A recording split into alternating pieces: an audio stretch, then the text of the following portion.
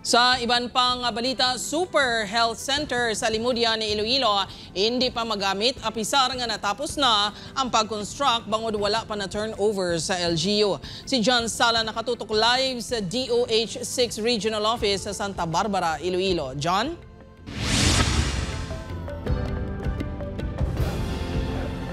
Jert, mas malapit kag mas mahapos na para sa mga residente sa Barangay Bagong Bayan, Alimujan kag makaingon nga barangay ang mag-avail sa mga medical services bangod sa ginpatukod nga Super Health Center. Apang sa karon hindi pa ini magamit. Gani nagapanawagan ang mga residente nga gilayon nga mapuslan ang among proyekto. Masami nga nagapa-check up ang iloy nga si Josephine bangod sa mga ginabatsang sini nga balatian. Suno sa iya bangod sa kalayoon sa ilang balay diri sa Barangay Bagong Bayan sa Alimujan Primary Care Facility. Kung kaisa ginaagwanta na lang kuno sini ang iya ginabatsyag.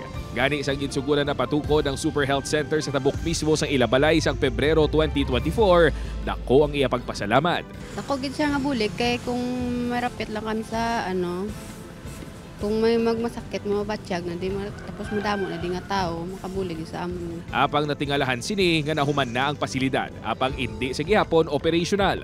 Daw nagadali na makamunga daw ma-open again man siya. Oo sir Tani Mga tani na sir. Kami biyahe ka pa sir. Dili rapit lang kung maka-open. 24/7 nga bukas ang Alimujan Primary Care Facility. Suno sa tagpamuno sang Rural Health Unit. 60 to 100 ka mga pasyenteng ilang gina-cater kada adlaw. Gani dako kuno kung tani nga bulig kung magamit na nila ang Super Health Center. Knowing nga subong, grabe amon nga patients, kay dama amon patients. Every day daw halos daw hindi na we cater. If ever nga mag-fully operational na ang amon nga Super Health Center, dako gi siya nga bulig kay maski pa paano ma-decongest ni sir ang amon nga sentro. Sunod sa local government units ang Alimujan ang first phase ang project ang gin-facilitate ni anay 2nd District Representative Mike Goriseta nga nagabalor sa masobra 14 million pesos. Samtang ang second phase naman sa proyekto ang gindumala na sa Department of Health 6 nga may ginabanta 12 million pesos naman nga budget. Sa kabugusan 26 million pesos na ang nagamit nga pondo. Gina kung tanawon mo tapos nagidya ang tanan nga structure tigina ulat na lang namon ang pag-turnover pero ti ula ko kabalo kung saan ogid man i-turnover ina nga struktura. Kung mangin operational na suno sa alkalde, mga basic medical services lang ani ang ila igahatag kag amat-amat nga magapamakal sa mga gamit agud makapatigayon na sa mga laboratory examinations kag iban pa nga mga serbisyo. Apang mangud wala pa gid ni ma-turnover sang DOH-6 sa ila, tubtub subong ang pasilidad padayon nga nakatenga.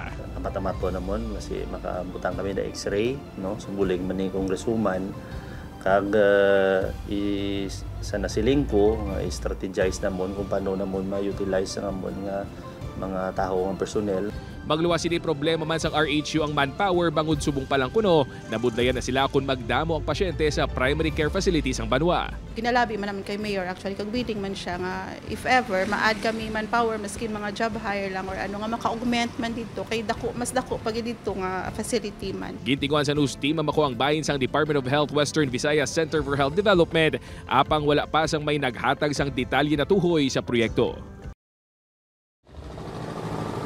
Jert, dugang pa sang alkalde sang Banwa sang Alimujan nga ang mga gamit kag aparatos nga pagagamiton sa sulod sang Super Health Center para sa ilang mga serbisyo ang wala nalakip sa ginabanta 26 million pesos nga budget para sa mga proyekto. Gani mangita pa sang paagi ang LGU agod nga makabakal sang ining mga gamit. Jert, Madamo gid nga salamat sa detalye, John Sala.